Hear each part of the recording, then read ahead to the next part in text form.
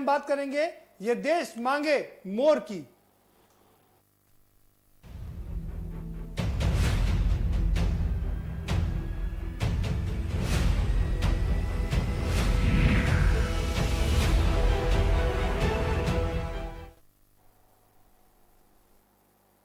जी हाँ, देश में कोरोना अपना कहर बरपा रहा है और इस यही कारण है कि प्रधानमंत्री नरेंद्र मोदी ने 2 बार इसमें लॉकडाउन कर दिया। पहला लॉकडाउन 14 अप्रैल तक किया गया था और उसके बाद दूसरा लॉकडाउन 3 मई तक किया गया। दोनों लॉकडाउन की मियाद को अगर मिला दिया जाए तो ये 40 दिन का बनता है। अभी हालांकि इस 40 दिन के पूरे होने में यानी कि 3 मई आने में अभी 5 दिन शेष हैं, लेकिन इस बीच सरकार ने 3 बार राहत पैकेज का ऐलान किया। सबसे पहले 27 मार्च को राहत पैकेज का ऐलान किया। 1,70,000 करोड़ के राहत पैकेज का इस्तेमाल किया। इसमें किसान, मजदूर, दिव्यांग, महिला सभी के लिए कुछ ना कुछ जरूर दिया। उन्होंने गैस मुफ्त दिया और खाद्यान्न मुफ्त देने की बात की, महिलाओं के खाते में 500 रुपए देने की बात की, 1,000 रुपए किसानों को, मजदूरों को देने की बात की। तमाम तरह की बात यहाँ पर की गई। उसके बाद 1 लाख करोड़ रुपए का ऐलान और किया गया और बैंकों की व्यवस्था को सुधारने के लिए भी आरबीआई आगे आई, लगातार उसमें सुधार करने की कोशिश करती रही। यानी कि रेपो रेट और रिवर्स रेपो रेट में लगातार कमी की जाती रही, जिससे कि बैंकों को स्वयं लोन लेने में कोई दिक्कत ना महसूस हो। इसके बाद बारी आई कि कैसे इंफ्रास्ट्रक्चर को खड़ा किया जाए, तो फिर 1 लाख करोड़ रुपए का पैकेज दिया गया। लेकिन ये पैकेज आम आदमी के लिए नहीं था। ये पैकेज था जिसमें से 50,000 करोड़ रुपए दिए गए एनबीएफसी को, जिससे कि लोगों को ज्यादा से ज्यादा कर्ज बांटा जा सके। 25,000 करोड़ रुपए नाबार्ड को दिए गए, जिससे किसानों का फायदा हो सके। 15,000 करोड़ रुपए सिडबी को दिए गए और उसके बाद 10,000 करोड़ रुपए हाउसिंग बैंक को दिए गए, जिससे कि अर्थव्यवस्था को थोड़ा बहुत पटरी पर लाया जा सके, काम को सुचारू रूप से चलाया जा सके। लेकिन बात इससे बनी नहीं, तो एक बार म्यूचुअल फंड की बात करें तो उसमें दिक्कतें पेश आ रही थी। उसके बाद फिर से 50,000 करोड़ रुपए म्यूचुअल फंड को दिए गए। इन तीनों को अगर हम मिला दें तो 3,20,000 करोड़ का राहत पैकेज होता है। लेकिन अब चूंकि जो लॉकडाउन पार्ट 1 हो चुका है, लॉकडाउन पार्ट 2 चल रहा है और लॉकडाउन पार्ट 3 की संभावना है, जो होना ही होना है, इसमें कोई इफ बट नहीं है। हमने के न्यूज ने पहले ही ऐलान कर दिया है। और जब चूंकि देश में लॉकडाउन पार्ट 3 होने की बात आ रही है, तो ऐसे में अब ये सवाल भी उठना लाजमी है कि राहत पैकेज को और बढ़ाया जाए, क्योंकि मिडिल क्लास परेशान है, किसान परेशान है, मजदूर परेशान है और हमारे उद्योगपति भी परेशान है। पूरा देश हलकान है और सब लोग अगर कहीं टकटकी लगा के देख रहे हैं तो वो सरकार की ओर। और इसी पर हम चर्चा करेंगे। हमारे साथ में खास मेहमानों का पैनल जुड़ा हुआ है, हम उनसे आपका तारुफ भी कराएंगे। लेकिन पहले आपको एक रिपोर्ट दिखा देते हैं, जरा ये रिपोर्ट देखिए, समझिए, उसके बाद हम इस पर चर्चा करेंगे।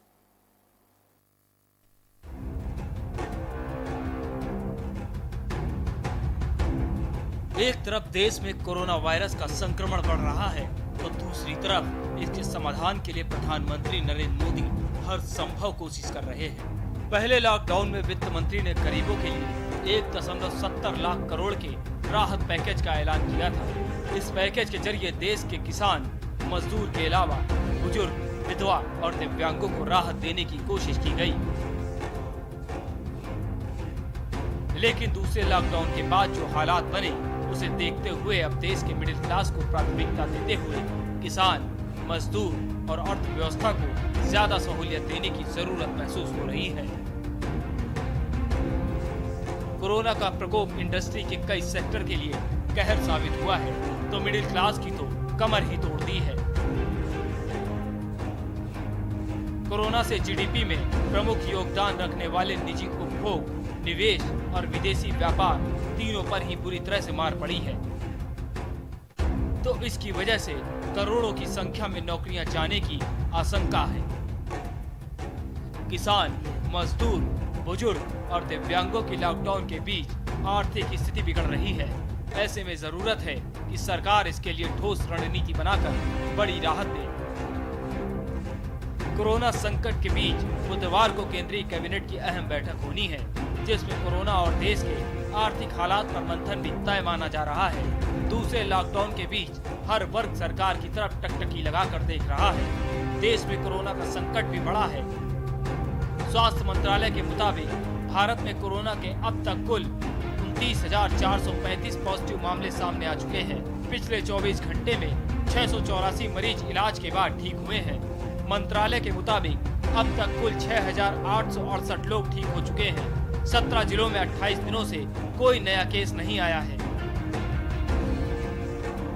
लेकिन हालात अभी भी पूरी तरह काबू में नहीं है। देश का पूंजीगत ढांचा खोखला हो रहा है। एविएशन सेक्टर, हॉस्पिटैलिटी, सूक्ष्म, लघु एवं मध्यम उद्यमों वाले सेक्टर तबाही के कगार पर हैं। बेरोजगारी दूसरी बड़ी समस्या बनकर सामने खड़ी है। एमएसएमई को इस समय तत्काल राहत की जरूरत है। मिडिल क्लास त्राहिमाम कर रहा है। ऐसे में देश राहत की मांग कर रहा है। स्पेशल डेस्क के न्यूज। जी हाँ, देश टकटकी लगाए अब प्रधानमंत्री की ओर देख रहा है। और बड़ी बात यह वो इसलिए भी देख रहा है, ये प्रोग्राम हम इसलिए कर रहे हैं क्योंकि सरकार सुन ले, लगातार सरकार हमारी सुन रही है। जो के न्यूज़ पर खबर चलती है, जो के न्यूज़ पर प्रोग्राम दिखाया जाता है, उसका सरकार संज्ञान लेती है, चाहे वो केंद्र की सरकार हो चाहे प्रदेश की सरकार हो, और उस पर अमल भी करती है। और इसीलिए क्योंकि कल बुधवार का दिन है और कल प्रधानमंत्री नरेंद्र मोदी अपने कैबिनेट के साथ में बैठक करेंगे, तो क्या इस पर चर्चा करेंगे कि देश को कुछ और राहत की जरूरत है, देश और मांग रहा है, देश मांगे मोर, इसी पर हम चर्चा करेंगे। हमारे साथ खास मेहमानों का पैनल है, हम उनसे आपका तारुफ करा देते हैं। प्रोफेसर मलिन तिवारी हमारे साथ में जुड़ चुके हैं लखनऊ स्टूडियो से। आपका स्वागत है, समाजशास्त्री हैं, बहुत स्वागत है आपका मलिन जी। एनके सिंह साहब हमारे साथ में जुड़ चुके हैं, पूर्व आयुक्त हैं, आपका भी बहुत स्वागत है कानपुर स्टूडियो से। और दो खास मेहमान हमारे साथ में फोन लाइन से जुड़ चुके हैं। शबनम पांडे भारतीय जनता पार्टी की नेत्री हैं, स्वागत है शबनम पांडे जी आपका। और फतेह बहादुर सिंह गिल समाजवादी पार्टी के नेता हैं, आपका भी बहुत स्वागत है। और अब से कुछ देर बाद एक और खास मेहमान हमारे साथ में जुड़ेंगे और हमेशा की तरह वही बात कहेंगे कि जैसे ही वो जुड़ेंगे हम उनसे आपका परिचय जरूर करवाएंगे। लेकिन सीधा रुक करते हैं एनके सिंह साहब का। एनके सिंह साहब, लॉकडाउन 2 हो गया है और हमने जो अपने स्टेटमेंट में बताया कि 2 लॉकडाउन में 3,20,000 करोड़ की राहत दी गई। लॉकडाउन 3 होने वाला है और क्या लगता है कि देश और मांग रहा है? जो अब तक 2 राहत दी गई हैं, उनके अलावा देश को इसकी आवश्यकता है, ये बात बिल्कुल अपने में सही है। लेकिन दूसरी चीज़ हमें देखने की ये भी है कि जो राहत दी गई है वो ग्राउंड लेवल तक पहुंची है कि नहीं पहुंची है। जहाँ तक रिजर्व बैंक ने जो राहत दी है वो लॉन्ग टर्म स्ट्रेटजी है। रेपो रेट और रिवर्स रेपो रेट को घटाने पर तुरंत कोई नतीजा निकलने वाला नहीं है। और बैंकों के पास जो धनराशि है, उनकी लिक्विडिटी है, उस लिक्विडिटी को लेने वाला भी चाहिए। जब तक उद्योग सेवाएं ये प्रारंभ नहीं होती हैं तब तक लोन उपलब्ध कराने से कोई फ़ायदा नहीं होगा। लोन लेने वाले को भी उपलब्ध कराना होगा और लोन लेने वाले की जो समस्याएं हैं उन पर विशेष ध्यान देने की आवश्यकता है। जब तक उद्योग सेक्टर और सेवा क्षेत्र ये दोनों नहीं खुलते हैं, इनको फेज मैनर में खोलना पड़ेगा और उसमें भी विशेष तौर पर एमएसएमई को खोलना पड़ेगा। हमें अपनी पूरी नीति को रिकंस्ट्रक्ट करना होगा, तभी हम इससे राहत पा सकते हैं। सबसे बड़ी समस्या है बेरोजगारी की। बेरोजगारी की अपनी भी एक दूसरी तरह की समस्या पैदा हो गई। जो मजदूर, जो काम करने वाले लोग अपने स्थान को छोड़कर दूसरी जगह चले गए हैं, वो थोड़े बहुत जानकार हैं, टेक्निकल हैं, तो उनको दोबारा वापस लाना वो एक सामाजिक समस्या है, बहुत आसान नहीं है। जब वो नहीं आते हैं तो हमारा मैन पावर पूरा नहीं होता है। हमें उद्योग चलाने के लिए, सेवा के लिए 4 चीज़ों की आवश्यकता होती है, 4M: money, material, machine, manpower. इन चारों चीज़ों का जो समन्वय होगा तभी हम उद्योग सेक्टर को, आर्थिक गतिविधि को आगे बढ़ा सकते हैं।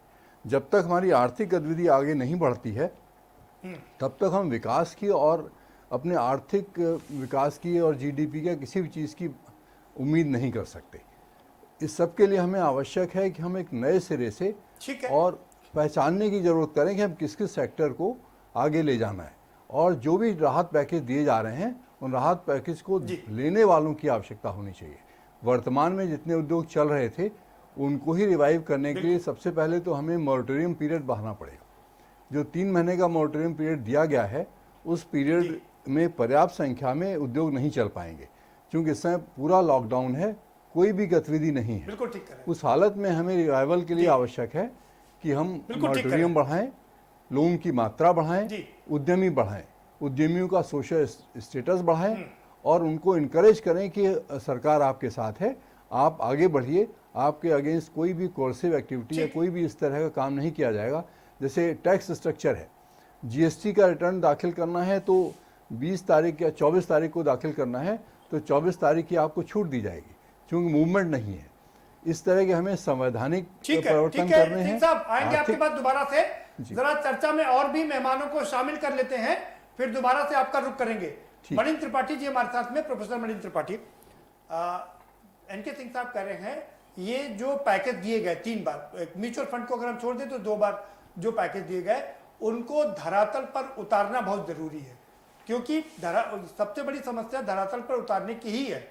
बैंकों को कह दिया गया कि आप ईएमआई माफ कर दीजिए, फिलहाल 3 महीने तक ना लीजिए, कोई ब्याज ना लीजिए, क्रेडिट रेट मत कम कीजिए, लेकिन बैंक अपने हिसाब से ही काम करते हैं। जी, आप जैसा कि सिंह साहब ने कहा और इससे पहले आपने भी कहा था, जब शुरुआती आपने घोषणाओं की बात की थी जो कि व्यक्तिगत रूप से लोगों के खाते में गई थी और लोगों के लिए पहला जो पैकेज आया था तो व्यक्तिगत रूप से था। उसके बाद 2 पैकेज की हम बात करते हैं, वो संस्थागत पैकेज हैं और जैसा कि सिंह साहब ने कहा कि वो दीर्घकालिक हैं। तो अब हम अल्पकाल में हमें क्या क्या आवश्यकताएं हैं, आज हमारी 3 आवश्यकताएं हैं, स्वास्थ्य है, स्वच्छता है और इसके साथ साथ वेलबींग है। क्योंकि इस लॉकडाउन के कारण स्वास्थ्य में केवल कोरोना के अलावा बाकी बीमारियों के लिए हमारे पास क्या रणनीति है, और चूंकि बरसात का मौसम आने वाला है तो स्वच्छता के कारण क्या समस्याएं हो सकती हैं उसको हम देखें कि कोरोना वापस किसी रूप में ना आ पाए। और तीसरी चीज है कि इसके कारण बहुत सा हमारा भाग ऐसा है जो कि डिप्रेशन में जा रहा है, बहुत से ऐसे लोग हैं जो कि मानसिक रूप से थोड़ी दिक्कत हो रही है, तो उसके लिए हमें वेलबींग समाज में कैसे हो उसकी हमें कोशिश करनी पड़ेगी। और सिंह साहब ने जैसा कहा था कि अब जिन उद्योगों से मैन पावर चली गई है वहां पर मैन पावर लाना मुश्किल काम है, बल्कि अब काफी मुश्किल है, क्योंकि उनका जो मनोविज्ञान है वो बड़ा मुश्किल है उसको प्रभावित कर पाना। बिल्कुल आज हमारे लिए आवश्यकता होगी कि इस काल के बाद जब उद्योग चलें तो वो तकनीकी प्रधान हो, उनमें कैसे नई तकनीक के माध्यम से हम कम लेबर से काम कर सकें, क्योंकि हमें सोशल डिस्टेंसिंग भी मेंटेन करनी है। जो उद्योग चलेंगे अभी बहुत सारी आ रही हैं कि जाड़े में फिर आ सकता है, बरसात में फिर आ सकता है, तो कैसे सोशल डिस्टेंसिंग में तो हमें ऐसे ही लेबर कम चाहिए होंगे। और ये रिवर्स माइग्रेशन हुआ है, इसको अगले पैकेज में हम ये उम्मीद करते हैं कि ग्रामीण विकास मंत्रालय, कृषि विकास मंत्रालय कैसे इनको खपा पाते हैं हम अपनी ग्रामीण अर्थव्यवस्था में, और चुनौती को अवसर कैसे बना सकते हैं। और केवल श्रमिक ही हमारे यहाँ नहीं आए हैं, बहुत से पढ़े लिखे लोग और रोजगार से आईटी सेक्टर के लोग भी गांव आए हैं। तो कैसे एक नया सेक्टर हम डेवलप करते हैं, चुनौती को अवसर में बदलते हैं। क्या उसमें कुछ पैकेज का ऐलान होता है कि लोग एग्रो बिजनेस और सस्टेनेबल एग्रीकल्चर की तरफ कैसे आए, और क्योंकि बहुत सारे अवसर इसमें बन सकते हैं कृषि क्षेत्र में, चुनौतियों को अवसर में तब्दील करना ये अपने आप में बहुत बढ़िया है। ब्लेसिंग इन डिस्गाइज, यानी कि जब हमारे पास में आफत हो तो कैसे हम उसको अवसर में तब्दील करें, ये आपने बहुत बढ़िया बात की। इस पर हम आगे भी चर्चा करेंगे।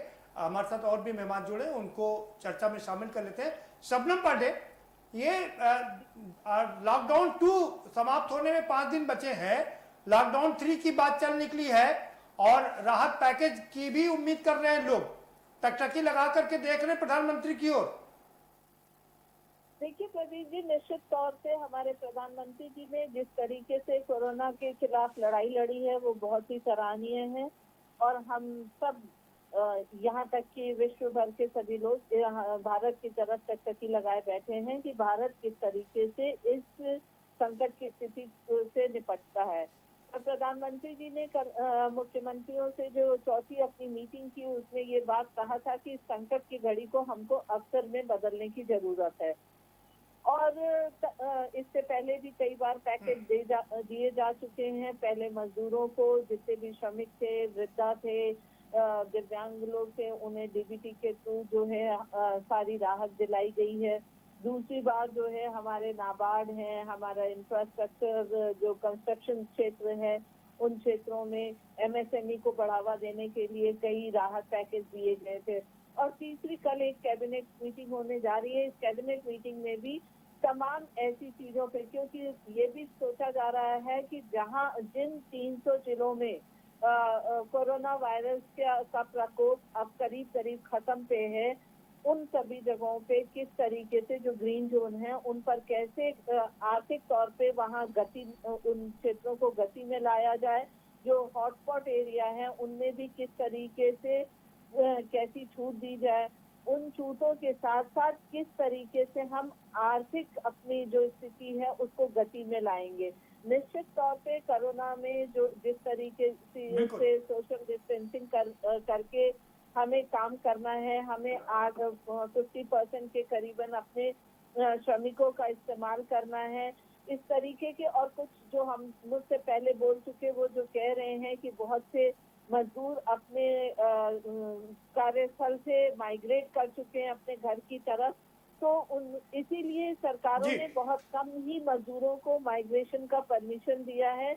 मनरेगा के तहत काम करने वाले तथा तमाम छोटे बड़े टेक्निकल काम करने वाले लोगों को ठीक है शबनम पांडे जी, आज पूरा आपने गिना दिया कि कैसे क्या किया है सरकार ने, ये तो आपने गिना दिया। हम आपसे जानेंगे कि आइंदा सरकार क्या करने जा रही है, क्योंकि लॉकडाउन 3 अगर होता है तो उसके लिए सरकार कितनी तैयार है और क्या राहत देने जा रही है, ये सबसे बड़ी बात है। इस पर आपसे चर्चा करेंगे। हमारे साथ में फतेह बहादुर सिंह गिल जुड़े हुए समाजवादी पार्टी के। गिल साहब क्या कहेंगे आप? पूरा देश टकटकी लगा करके देख रहा है प्रधानमंत्री की ओर। बहुत अच्छी रिपोर्ट आपने तैयार करी और बड़ा विस्तार पूर्वक आपके चैनल ने इस रिपोर्ट को जनता को दिखाया। मैं ये कहना चाहूंगा कि जिस तरीके से प्रधानमंत्री जी हमेशा फायदा उठाते रहे हैं समय का, इस बार भी बहुत खूबसूरती से जनता इतने बुरे समय में परेशान है, मगर प्रधानमंत्री जी ने अपने 50 उद्योगपतियों, चाहे मेहुल चौकसी जैसे हों और चाहे बड़े बड़े उद्योगपति जो डिफॉल्टर थे, 68,000 करोड़ रुपया माफ कर दिया। ये मोदी है तो मुमकिन है। पहले तो मैं ये बताना चाहूंगा बहन शबनम पांडे जी को कि 68,000 करोड़ रुपया जो छोड़ा है मोदी जी ने, वो ये बता दें कि क्या इसी 3 लाख के पैकेज में छोड़ा है कि अलग से व्यक्तिगत व्यवहार में छोड़ा दिया है, इसको भी जनता को बता दें। और बिजली का बिल माफ हो, ये मेरी मांग है। स्कूलों में बच्चों की फीस माफ हो, ये भी मेरी मांग है। 3 माह की किस्तें जो लोगों की चल रही हैं, वो व्यापारिक हो चाहे हाउसिंग हो, उनको भी अब केंद्र सरकार माफ करे, ये समाजवादी पार्टी की मांग है। इसलिए क्योंकि इतनी महामारी में सब अपने घरों में बैठे हुए हैं और जो आपने 68,000 करोड़ रुपया छोड़ा है, वो जो भगौड़े थे हिंदुस्तान के, जो हिंदुस्तान की जनता का पैसा लेके भागे हैं, उनका आपने इसी 3 लाख के पैकेज में उनको आपने रिलीफ दी है कि वो रिलीफ अलग से दी है, ये भी बताएं। के टीवी के माध्यम से लाखों दर्शकों को आज हम सुनना चाहेंगे। आज मैं बोलूंगा नहीं, आज मैं सिर्फ सुनूंगा। चलिए आपको सुनाएंगे जरूर, शबनम पांडे से जवाब भी लेंगे, लेकिन चीजों को आगे बढ़ाते हैं। जरा एनके सिंह साहब का रुख करेंगे। एनके सिंह साहब, आपने कहा कि ये चीजें धरातल पर खरी उतरनी चाहिए, बात ठीक है। बैंक डरे हुए हैं, हालांकि रिपो रेट और रिवर्स रिपो रेट में काफी कमी कर दी गई है, लेकिन बैंकों में इतना डर है क्योंकि जो ये एनपीए हो रहा है उसकी वजह से काफी बैंक डरे हुए हैं और लोन देने में बहुत आनाकानी कर रहे हैं। देखिए, तो क्या यही कारण है कि लोगों को लोन नहीं मिल पा रहा है, लोगों को पैसा नहीं मिल पा रहा है? देखिए, बैंकों के जो नॉर्म्स हैं वो व्यावहारिक नहीं है, इसी वजह से एनपीए भी हो रहा है। एनपीए होने के साथ साथ हमें बैकहैंड सपोर्ट भी उद्योग को या एंटरप्रेन्योर को देना चाहिए। हैंड होल्डिंग सपोर्ट जब हम उसको देंगे तो एनपीए भी रुकेंगे। एनपीए विलफुल डिफ़ॉल्टर तो बहुत कम लोग होते हैं, लेकिन एनपीए के जो नॉर्म्स बनाए गए हैं वो नॉर्म्स बहुत ज़्यादा सख्त हैं और उसमें भारतीय व्यवस्था के अनुसार वो उचित नहीं है। उनमें थोड़ी सी ढील दी जानी चाहिए। उदाहरण के तौर पर अगर मार्केट में किसी का क्रेडिट 3 महीने का है लेकिन बैंकों का नॉर्म है 1 महीने का, तो वो जो 2 महीने का गैप है वो कहीं से पूरा नहीं होता। जी उद्यमी अपने पास से पैसे लगाता है और वो भी जब 2 महीने के बीच में डूब जाते हैं तो एनपीए होना बहुत लाजमी है। और हम बड़े उद्योगों को सपोर्टिव रूप में तो ले सकते हैं, लेकिन हम उनको मूल रूप से नहीं ले सकते, क्योंकि टोटल उद्योग अभी तक बड़े उद्योग हैं, 5000 बड़े उद्योग हैं, नहीं 48 सिंह साहब, PSU है। एक चीज और हमारे हम पास आपसे समझना चाहेंगे जी सिंह साहब, एक चीज समझेंगे आपसे कि जिस तरह से आरबीआई ने 3 महीने तक ईएमआई में छूट दी है जी और उनके साथ साथ में उसके ब्याज में भी छूट दी है, जी। लेकिन ये तो अभी 3 महीने बाद अचानक से लोगों के पास में पैसा तो आ नहीं जाएगा। हाँ। जो चुकाएंगे। ये तो चीज क्या अभी लगता है तक कि इनको आगे आगे कई किस्तों में डिवाइड कर देना चाहिए, माफ करने की जगह आइंदा कई किस्तों में डिवाइड कर देना चाहिए। इनको माफ नहीं करना चाहिए, लेकिन इस ईएमआई को आगे बढ़ा देना चाहिए। और इंटरेस्ट तो वेव ऑफ किया है, लेकिन उसको जैसे अगर 26 महीने का बचा हुआ है ईएमआई, तो 26 महीने के आगे 3 महीने और बढ़ा दें तो 29 महीने में दें, तब ईएमआई की भरपाई हो पाएगी। और केवल उसको बांटने से कोई बहुत फायदा नहीं है। और वैसे भी इकोनॉमी को डूबने के बाद या थोड़ा रिसेशन होने के बाद मुश्किल होता है उसको उभर के आना, तो उसके लिए अभी धीरे धीरे इसको 3 महीने के बाद 2 महीने और बढ़ा दें, फिर 1 महीना रखें। इस तरह जब कम करेंगे तभी एनपीए खत्म हो पाएगा। एनपीए खत्म करने के लिए हमें और भी सिस्टम लाने चाहिए, और केवल हमें कोर्सिव मेजर से एनपीए को हम नहीं घटा सकते। नहीं ठीक है, लेकिन सिंह साहब जी, और हमें जो बैंकों, आपकी बात बिल्कुल ठीक है जी, लेकिन तमाम कंपनियां ऐसी हैं जी, तो जो तमाम कंपनियां ऐसी हैं जो बिल्कुल डिफॉल्टर हो जाती हैं, जानबूझ करके अपनी कंपनी को दिवालिया घोषित कर देती हैं। ये बड़ी कंपनियां करती हैं, छोटी कंपनियां नहीं करती। इसी के तहत अभी ये फतेह बहादुर जी बता रहे थे, कंपनियों की बात कर रहा हूं। छोटे उद्यमी ऐसे कभी नहीं करते, उनकी अपनी मजबूरी होती है, उसको समझना चाहिए। इसी के लिए मैंने कहा मैं कि बड़ी कंपनियों की बात कर रहा हूं। उनको हैंड होल्ड सपोर्टिंग की जरूरत होती है। डूबते हैं किस चीज से? कभी मार्केटिंग की प्रॉब्लम आती है, कभी रॉ मटेरियल नहीं मिल पाता, कभी ट्रांसपोर्टेशन की प्रॉब्लम आती है। एक उद्योग को चलाने के लिए लगभग 40 एक्टिविटी करनी पड़ती है, और एक ही उद्यमी जब छोटा उद्योग करता है 40 एक्टिविटी करने में उसका समय बीतता है। फिर हमें संवैधानिक व्यवस्था भी बदलनी चाहिए, जैसे टैक्स सिस्टम है, टैक्स सिस्टम को हमें सिंपल करना की चाहिए। बात की वो बहुत महत्वपूर्ण है जी। अब पहली बात तो मजदूर मिलने नहीं जा रहे हैं, क्योंकि मजदूर अपने गांव में लौट गए, कर्मचारी मिलेंगे नहीं जी, बहुत मुश्किल से मिलेंगे, और मिलेंगे तो उनको रकम वो भी वेतन भी देना पड़ेगा ना जी। इसके लिए सरकार को व्यवस्था करनी चाहिए, और हमें केवल दूसरे की चीज को नकल नहीं करनी चाहिए। जैसे रेपो रेट जब डेवलप्ड इकोनॉमी होती है तब repo rate, reverse repo rate का असर होता है। हमारी डेवलपिंग इकोनॉमी है और वो भी रूरल इकोनॉमी है। इसके साथ साथ हमारा 60% ज़्यादा लोग गांव में रहते हैं, उनमें से लोग निकल कर आते हैं और शहर में आते हैं और उद्यम की तरफ आगे बढ़ते हैं, क्योंकि बहुत ज़्यादा प्रॉफिटेबल एग्रीकल्चर नहीं रह गई है। तो अभी हमें बैलेंस लाने की ज़रूरत है, उनको लेकर आना पड़ेगा। जो उद्यमी के साथ जो लोग मजदूर या प्रोफेशनल जुड़े हुए थे उनको वापस लाना पड़ेगा, और फिर धीरे धीरे हमें उन क्षेत्रों में भी, ग्रामीण क्षेत्रों में भी रोजगार पैदा करने पड़ेंगे। इसके लिए सबसे पहले मेरा सुझाव ये है कि रूरल मार्केट की व्यवस्था करनी चाहिए। ठीक है सिंह साहब जी, आएंगे। रूरल मार्केट की व्यवस्था करनी पड़ेगी। मणि त्रिपाठी जी का रुख करेंगे। मणि त्रिपाठी जी, ये तो हो गई इंडस्ट्रियलिस्ट की बात कि कैसे एमएसएमई को उठाया जाए, बढ़ाया जाए, लेकिन जो हमारे बाकी के जो लोग हैं, चाहे मिडिल क्लास हो या लोअर क्लास हो या दूसरे वर्ग हो, उनकी भी, जैसे टेम्पो खरीदा, टेम्पो खरीदने के बाद में वो टेम्पो खड़ी हुई है और ना उससे पैसा आ रहा है और पैसे भी नहीं घर चलाने के लिए। ऐसे लोग भी बहुत हैं जो प्रधानमंत्री की ओर निगाहें लगाए हुए हैं, जाहिर सी और बात, उनको ईएमआई भी देना है।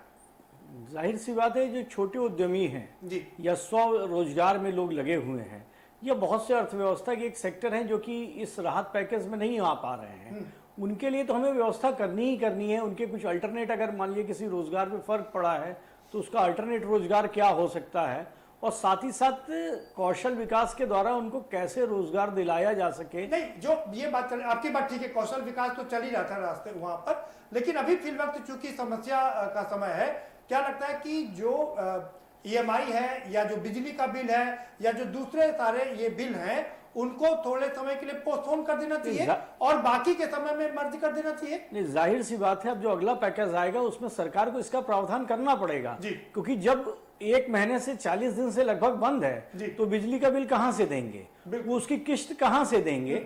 संभवतः उसका प्रावधान उन्हें करना पड़ेगा, क्योंकि जो मध्यम वर्ग है, शहरी वर्ग है, ग्रामीण उद्यमी वर्ग है, उसके ऋण को खत्म ना करें, लेकिन उसकी को राहत देनी पड़ेगी अदायगी में, बिजली के बिल में, टैक्स में। बिल्कुल ठीक कर रहे हैं, लेकिन कम से कम उसको आगे बढ़ा करके बिल्कुल, उनकी जैसा कि अभी जीएसटी बढ़ाया जा सकता है। सिंह साहब ने जीएसटी के लिए कहा था, जीएसटी रिटर्न के लिए कहा था, बहुत सारी तकनीकी दिक्कतें हैं जिनके कारण बहुत सारे राहत की उम्मीद तो एक आम वर्ग करता ही है, क्योंकि जब 40 दिन से वो बंद है और भविष्य में भी अभी पता नहीं चल रहा है कब तक काम होगा, उसकी पूंजी चुकता हो चुकी होगी, तो उसको खड़ा करने के लिए कुछ तो सहारा सरकार को देना ही पड़ेगा। बिल्कुल ठीक, आएंगे आपके पास दोबारा से। वक्त एक छोटे से ब्रेक का हो चला है, छोटा सा ब्रेक लेंगे और इस बीच हमारे साथ एक और खास मेहमान जुड़ चुके हैं। ब्रेक के बाद आएंगे तो उनसे आपका परिचय भी कराएंगे और चर्चा को इसी क्रम में आगे बढ़ाएंगे कि क्या सरकार का जो राहत पैकेज है, एक और राहत पैकेज के लिए पूरा देश उनकी ओर देख रहा है, आशा भरी निगाहों से देख रहा है कि सरकार उनके लिए कुछ करे, क्योंकि पूरा देश इस समय मुश्किल में है, मुश्किलों के दौर से गुजर रहा है और ऐसे में आर्थिक राहत उनके लिए एक बड़ा राहत हो सकती है। फिलहाल छोटा सा ब्रेक के बाद चर्चा को जारी रखेंगे।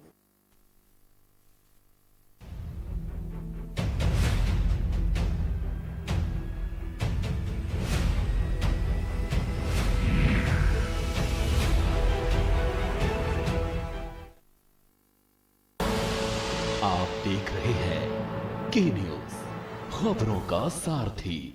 खुदी को आजमाया है तो ये अंदाज आया है, खुदी को आजमाया है तो ये अंदाज आया है। तुम में भी मैं हूं, शुद्ध प्लस पान मसाला।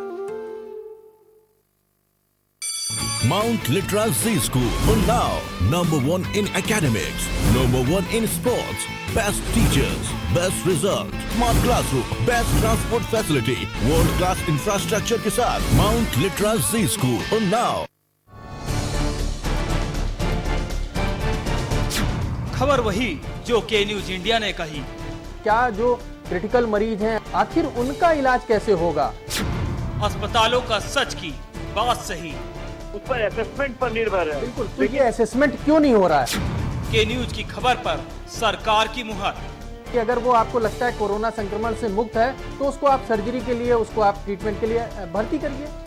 गंभीर मरीजों का अब होगा ऑपरेशन। योगी सरकार ने लिया अस्पतालों का सच का संज्ञान।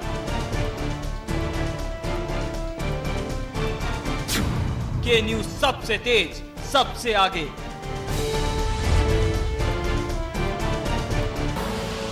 आप देख रहे हैं के न्यूज, खबरों का सारथी।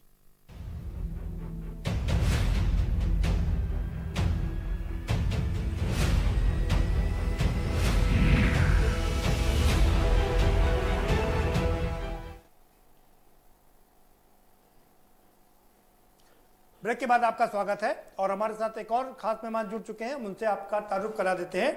अशोक राजपूत हमारे साथ जुड़े हैं, वरिष्ठ पत्रकार हैं। स्वागत है अशोक जी आपका। हम चर्चा कर रहे हैं देश मांगे मोर। प्रधानमंत्री ने 3 बार, आरबीआई ने 3 बार ऐलान किया।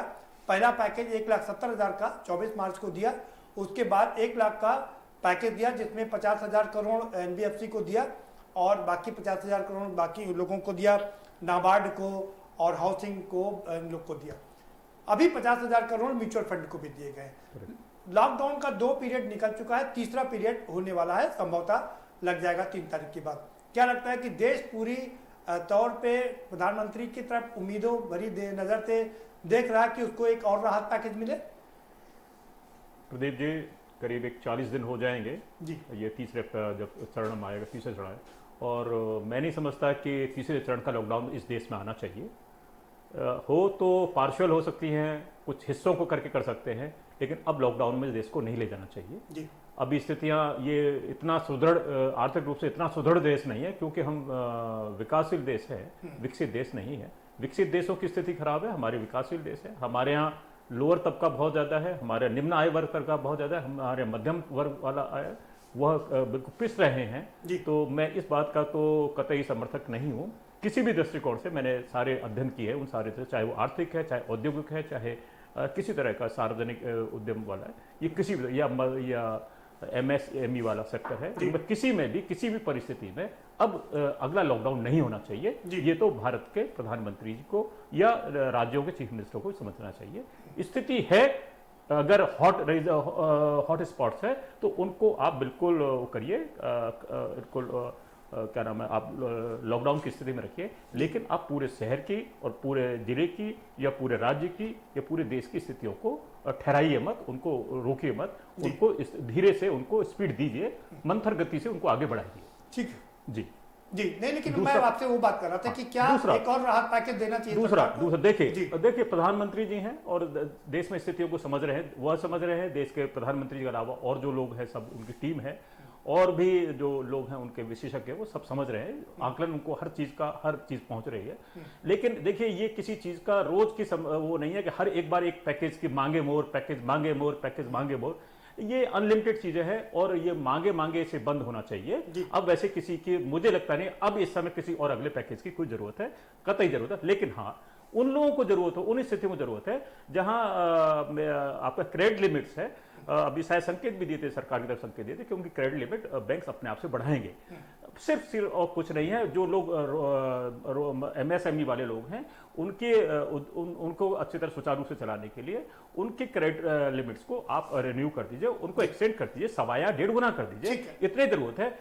ये पैकेज मांगे मोर, इस पैकेज को तो फिर ठेकेदार और फिर बहुत सारे लोग भ्रष्टता करेंगे, बहुत सारी चीजें हो जाएगी। ये प्रदीप जी, इसमें हो क्या रहा है, लोग एक्चुअली चाह क्या, लॉकडाउन अस्थायी चीज है, लोग इसे स्थायी रहना चाहते हैं। कुछ सवाल ये है, आपने कहा कि तीसरा लॉकडाउन नहीं होना चाहिए, वो जरूरी हो गया है क्योंकि विश्व की ज्यादातर कंट्रीज ने कर दिया है। अमेरिका विश्व नहीं खत्म हो, सवाल सुन लीजिए, अमेरिका ने 15 मई तक कर दिया है, स्पेन ने बढ़ा दिया, इटली ने, सारे विश्व के देशों ने बढ़ा दिया है। और WHO की भी अभी ये बात है कि जब अभी अगर तीसरा लॉकडाउन नहीं किया गया, जो 2 में हमने कमाया है वो हम गंवा देंगे।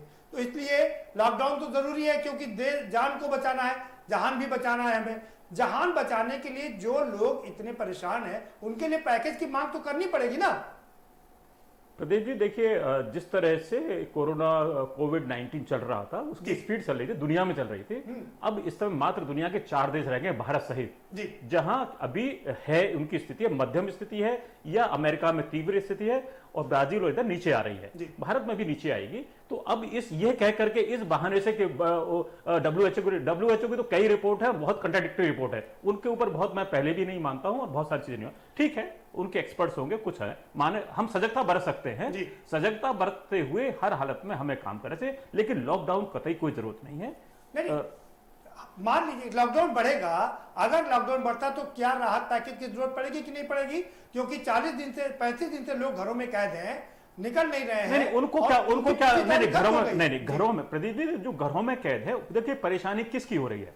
बहुत अच्छे तरह से जो अपर वाला है, बड़ा उद्योगपति है या बड़े आय करदाता, मैं कहने जा रहा हूँ, बता, बड़े आय करदाता, उसको कोई परेशानी नहीं है।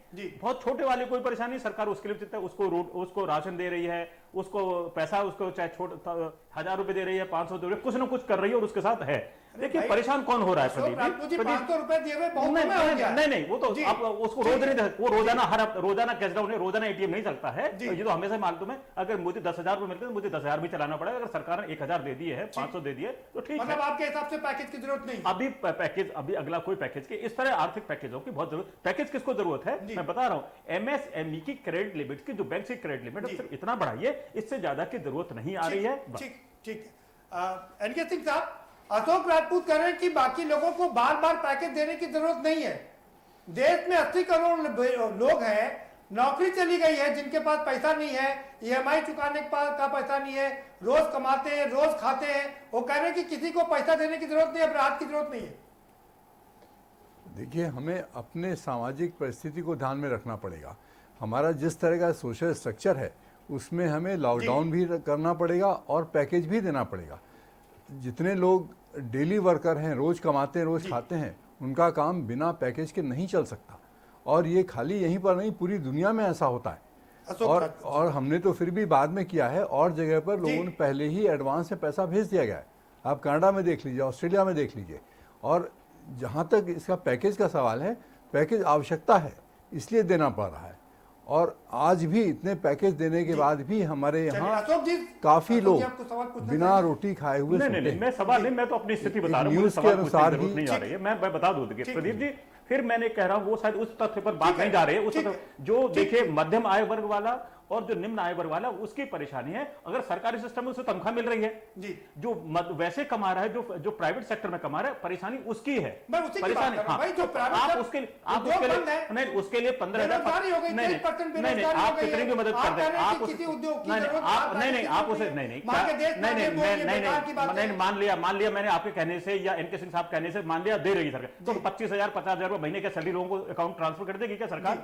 ऐसा तो नहीं करेगी ना, नहीं करेगी, वो लेकिन अब दे देगी। और सरकार अगर दे काम है रही, जनता- सरकार ने हमारा काम है सरकार को चेताना। नहीं हमारा काम नहीं नहीं वो सरकार के हैं, सरकार के तंत्र है। एमएसएमई के जो लोग हैं वो उसे हड़प कर जाएंगे। एमएसएमई के लोग नीचे जिनको मदद के जिन कर्मचारियों जिनके लिए वो 25,000 भ्रष्टाचार को लेकर के हम बात करें तब तो हम कोई काम ही नहीं कर हाँ, पाएंगे। रोकना पड़ेगा। देश में भ्रष्टाचार है, हम कोई काम ही नहीं करें फिर तो। नहीं तो फिर यही होगा ना कि अभी कोरोना भ्रष्टाचार भी रोकना पड़ेगा। नहीं रुकेगा, नहीं रुकता है। ये एक ऐसा समय है कि आ रही देख लीजिए, छोटी सी घटना हुई है कि पीपीई किट आई है 300 रुपए 350 रुपए की आई है, 145% का लाभ कमाया और सुप्रीम कोर्ट मामला चला गया। 1,000 रुपए में यूपी में खरीदी जाएगी 300। भ्रष्टाचार है तो लोग तो इंतजार कर रहे हैं ना, लेकिन उसके चक्कर में हम लोगों को भूखा नहीं मार सकते। कोई भूखा नहीं मरेगा। भूखा मरने का सिस्टम ही नहीं है, भूखा मरने का देश में सिस्टम किसान आधारित देश है, या कोई भूखा नहीं मरने जा रहा है। ये सरकारों का और राजपूत जी कभी फील्ड फील्ड में जाकर देखिए लोगों की स्थिति क्या है।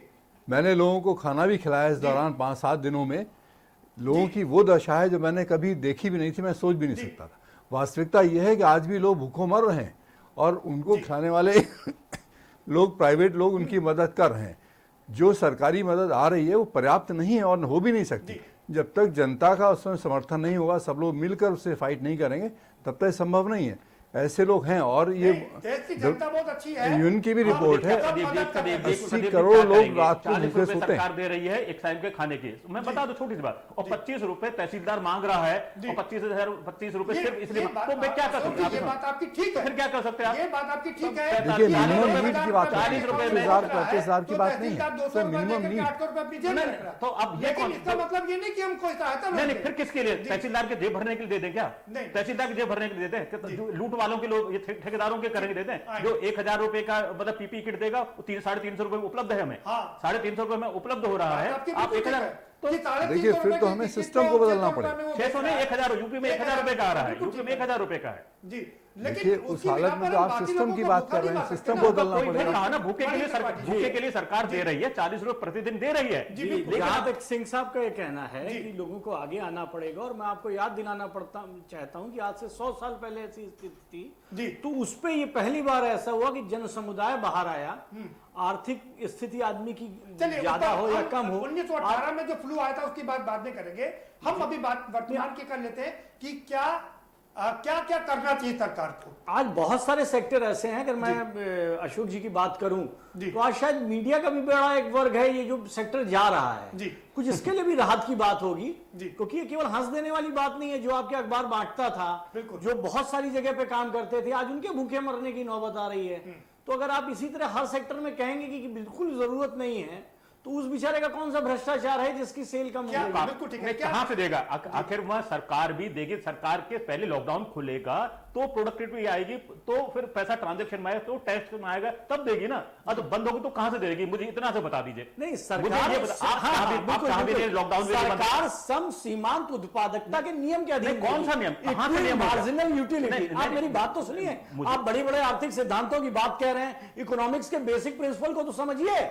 रेवेन्यू का बेसिक प्रिंसिपल है इक्वल मार्जिनल यूटिलिटी, सम सीमांत उत्पादकता, प्रोडक्टिविटी मार्जिनल सबकी बराबर हो। केवल आप इंडस्ट्री को मत दे दीजिए, बड़ी इंडस्ट्री को आपने दे दी, जैसा उन्होंने सवाल उठाया था कि बड़े बड़े इंडस्ट्रीज को पैसा दे दिया, क्या आपकी मार्जिनल यूटिलिटी उतनी है?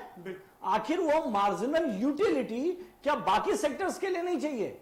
आखिर आप बाकी सब्जेक्ट के लिए, सेक्टर्स के लिए सीमांत उत्पादकता की बात करेंगे, क्योंकि जो सेक्टर रहेगा ताला बंद लगा है, मेरे घर में ताला बंद लगा है, तो मेरे यहाँ मार्जिनल यूटिलिटी का जो इकोनॉमिक्स का जो प्रिंसिपल है वो कहां से सिद्धांत हो गया? साहब आपने बाकी पैकेज कहां से दे दिए? बाकी पैकेज किस आधार पे दे दिए? अंधा बांटे रेवड़ी फिर अपने अपने को दे, ऐसे ही पहले बांट दिया, मेरे पास खत्म हो गए।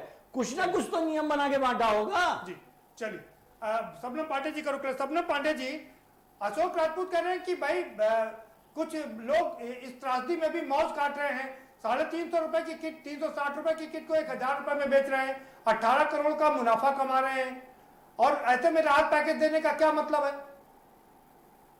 देखिए प्रदीप जी, एक सबसे पहली बात पूछ तो रही है तहसीलदार लॉकडाउन 25 रुपए ले रहा है 40 रुपए में से। लॉकडाउन हटाने की जो बात हो रही है वो पूर्णतः मुझे नहीं लगता कि सरकार हटाएगी, क्योंकि ये जल्दबाजी करना कहीं ना कहीं घातक हो सकता है। हमारे किए गए इतने कठोर प्रयास पे पानी फिर सकता है। दूसरी बात, सरकार निश्चित तौर पे लोगों को कुछ राहत देगी, कुछ रिलैक्सेशन करके, जैसे EMI के टाइम भरने के टाइम में कुछ और रिलैक्सेशन दे सकती है, NPA के लिए भी रिलैक्सेशन दे सकती है। छूट नहीं देगी, लेकिन वो समय सीमा बढ़ा सकती है। इसी तरीके के कुछ ऐसे ही मुफ्त खोली नहीं चाहिए, लेकिन कम से कम इन सारी EMI को आगे बढ़ा करके कई भागों में बांट सकती है। तो बढ़ जाएगी, बढ़ नहीं, जाएगी। अगर 20 इंस्टॉलमेंट देना है तो उसको 30 इंस्टॉलमेंट कर दे। जी, सरकार फ्री नहीं करेगी, छूट नहीं देगी, लेकिन आपको रिलैक्सेशन समय सीमा की आपको दे सकती है।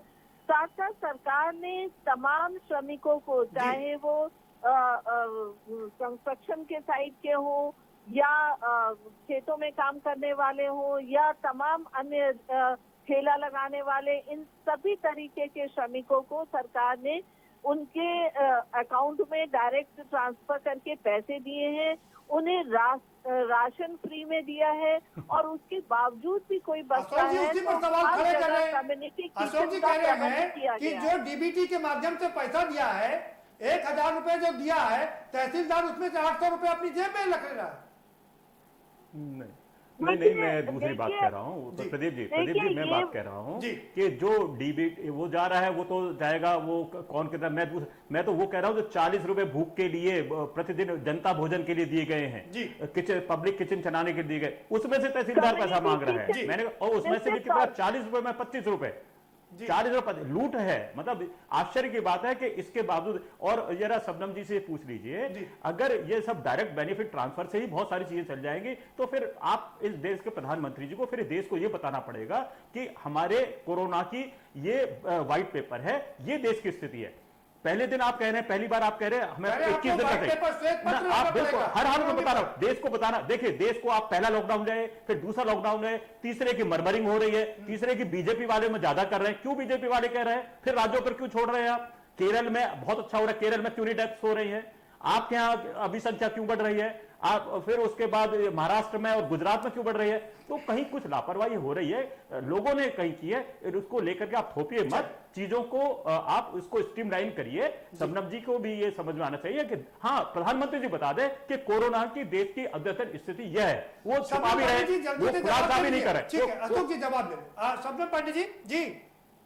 देखिए अगर हम स्टेट वाइज देखें कि क्यों ऐसा हो रहा है, देखिए महाराष्ट्र जो है हमारे फाइनेंशियल कैपिटल कहलाती है, और इंटरनेशनल फ्लाइट वहाँ से सबसे ज्यादा लोगों का आवागमन सबसे ज्यादा हुआ था, तो इसलिए वहाँ पे और पॉपुलेशन के हिसाब से भी देखा जाए तो वहाँ जिस स्लम एरिया में हुआ वह ओवर क्राउडेड स्लम एरिया है।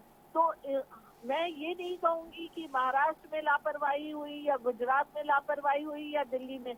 मुझे लगता है सभी राज्य सरकार बहुत ही वॉर लेवल पे इससे लड़ रहे हैं, और जो ये संक्रमित बीमारी है। पूछिए, एक सवाल ये पूछ लीजिए, अशोक जी एक सवाल पूछना चाह रहे हैं आपसे। सबनम जी ये पूछ रही, सबनम जी ये बता दीजिए, मुझे तो इतना सा बता दीजिए, आप इतने लोगों को लॉकडाउन कर रहे हैं और फिर उस लॉकडाउन के अंदर कई लाख लोगों को कोटा में पढ़ने गए वहां से ला रहे हैं, इलाहाबाद में कोचिंग कर रहे हैं वहां से घर भेज रहे हैं, ये आप क्या कर रहे हैं? फिर आप मजदूरों को ला रहे हैं, ये आप ही खुद जब स्थिति को बिगाड़ रहे हैं, आप ही उस मूवमेंट, जब प्रधानमंत्री का लॉकडाउन है तो फिर आप उस लॉकडाउन को मजाक क्यों बना रहे हैं? आप भावनाएं बता रहे हैं कि साहब अपने घर नहीं पहुंचे, ये तो बहुत लोगों हैं, मैं कितने कई हजार लोगों को जानता, शायद कुछ सैकड़ा को तो मैं भी जानता हूं जिनकी टिकटें, ये टिकटें नहीं, मैं तो कुछ सैकड़ा को तो मैं निजी तौर से जानता हूं जिनकी टिकटें बनी पड़ी हैं, एयर की टिकटें वो नहीं आ रही हैं। तो आप ये खुद करके आप छात्रों के नाम पर, आप मजदूरों के नाम पर कई लाख लोगों का मूवमेंट करा दे रहे हैं। अब कई लाख लोग मूवमेंट करा दे तो नेचुरली फिर हमें समझ आती है कि आप फिर एक समय कम है जी। शबनम जी जल्दी से। अशोक जी, जिस तरीके से आर्थिक गतिविधियों को स्टेप बाय स्टेप छूट दी गई, कुछ आर्थिक गतिविधियां शुरू कर दी गई पिछले मीटिंग के बाद से, और अगले मीटिंग के बाद से शायद कुछ और छूट दी जाएगी, उसी तरीके से बैचेस में लोगों को क्वारंटाइन 14 दिन के क्वारंटाइन कराने के बाद उन्हें उनके गंतव्य स्थल तक भेजा जा रहा है। तो लॉकडाउन किया गया है, ठीक है शबनम पांडे जी। फतेह बहादुर सिंह आपसे कुछ सवाल पूछना चाहते हैं। फतेह बहादुर सिंह आप अपने सवाल शबनम पांडे से पूछ सकते हैं। मेरा सिर्फ एक ही प्रश्न है कि 68,000 करोड़ रुपया मोदी सरकार ने 50 भगोड़ों का क्यों छोड़ा, और छोड़ा है तो ये 3 लाख करोड़ के अंदर छोड़ा कि ये अलग से छोड़ा गया है? ये इसी पैकेज में छोड़ा क्या 68,000 करोड़ रुपया जो 50 भगोड़े विदेशों में बैठे हुए हैं? शबनम पांडे जी उत्तर प्रदेश की जनता को बताइए के न्यूज के चैनल पे कि 68,000 करोड़ रुपया किस बात पे छोड़ा उन 50 भगोड़ों का? इसी पैकेज में छोड़ा है कि अलग से छोड़ा है? बस ये बता दीजिए। अरे वो सारे भगोड़े नहीं है फतेह बहादुर सिंह गिल जी, आपने गलत पढ़ लिया। वो सारे भगोड़े थोड़ी ना है, उसमें से कुछ ही लोग भागे हैं। रामदेव तो हैं, रामदेव तो भारत में ही रह रहे हैं। रामदेव जी का किया है, रामदेव है, रामदेव का किया है, रामदेव जी का इंदौर वाला उसको किया है उन्होंने। मैं फिर कह रहा हूँ जो विदेश में बैठे हुए उनका क्यों छोड़ा 68,000 करोड़? मैं तो पूछ रहा हूँ, प्रश्न बता रही है मैडम, बता रही है कि ये 3 लाख करोड़ के पैकेज के अंदर छोड़ा है कि पैकेज के बाहर छोड़ा है, ये जनता को बता दे। शबनम पांडे जी, मेहुल चौकसी का भी उसी में है 15,000 करोड़, मेहुल चौकसी का भी छोड़ा। लगता है शबनम जी का फोन डिस्कनेक्ट हो गया है, उन तक आवाज नहीं पहुंच पा रही। कोई बात नहीं, हम चलिए हम सिंह साहब के पास चलेंगे, एनके सिंह साहब के पास में फतेह बहादुर सिंह जी आपका जवाब दिलाएंगे। ठीक है फतेह बहादुर सिंह जी हम आएंगे आपके पास में। एनके सिंह साहब जी, बहुत संक्षेप में सरकार को इस समय क्या क्या करना चाहिए, राहत पैकेज के नाम पर क्या क्या, बहुत संक्षेप में, बहुत ही सॉलिडिटी के साथ में क्या करना चाहिए सरकार को? देखिए, सरकार को 3 तरह के पैकेज लाने चाहिए।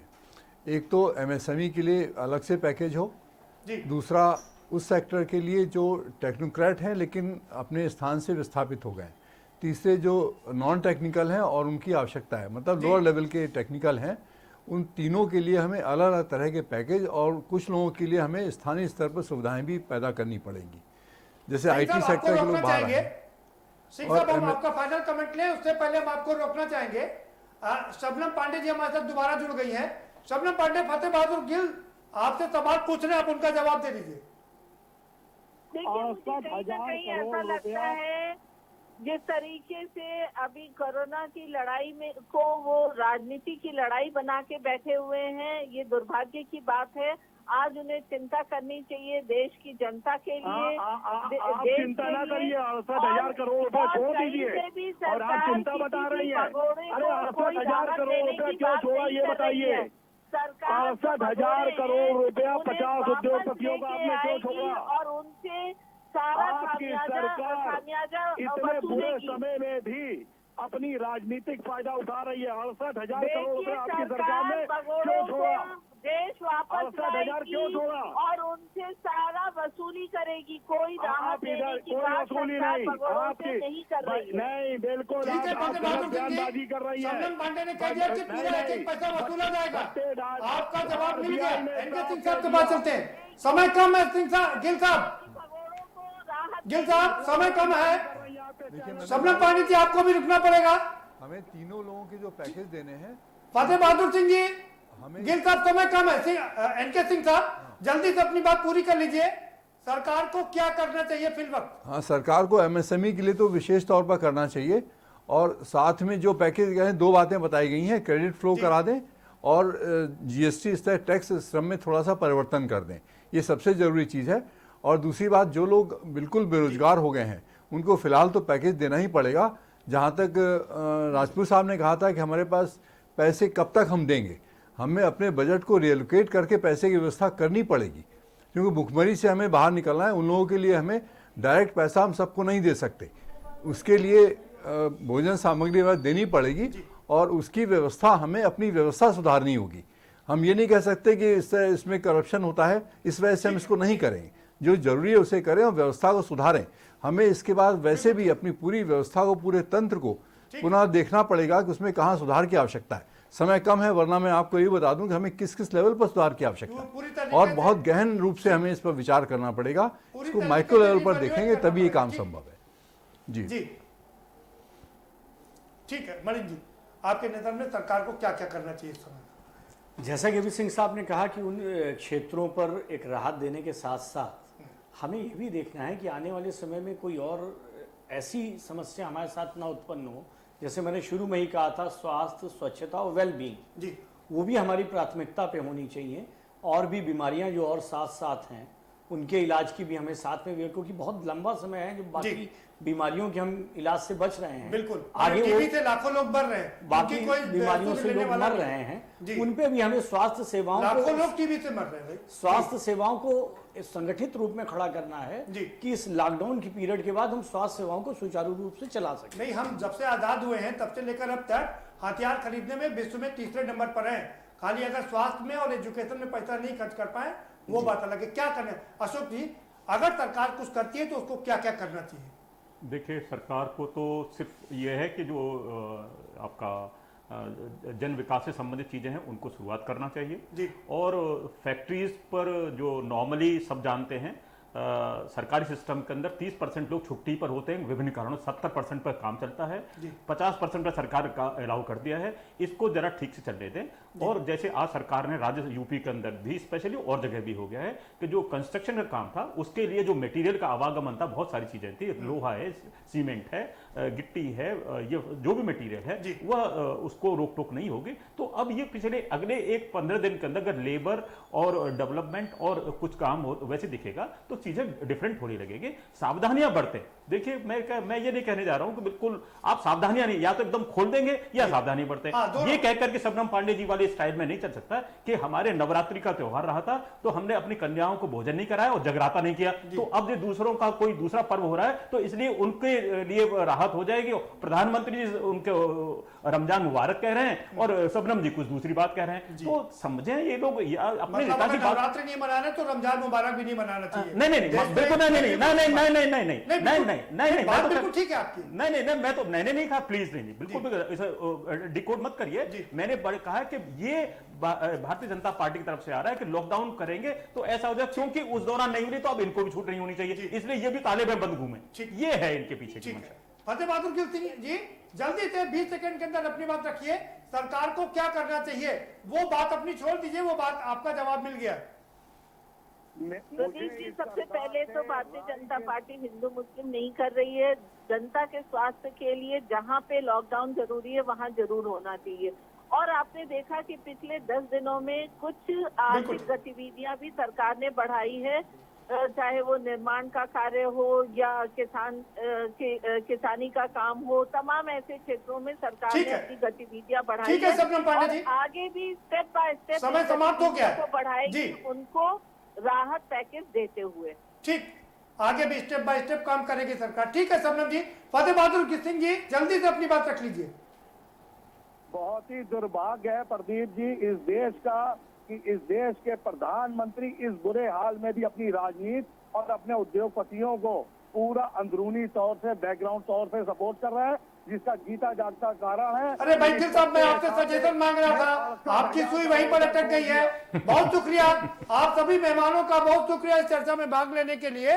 तो इस बात में कोई शक नहीं है कि अभी तक 3 बार राहत पैकेज का ऐलान हो चुका है।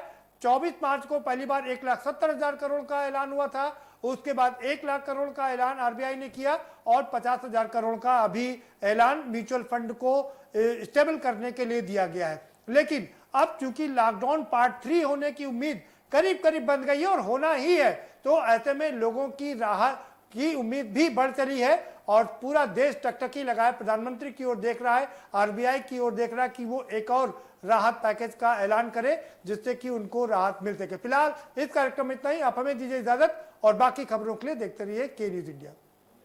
गोल्डी मसाले जहाँ भी जाए रिश्ते बनाए। गोल्ड मसाले।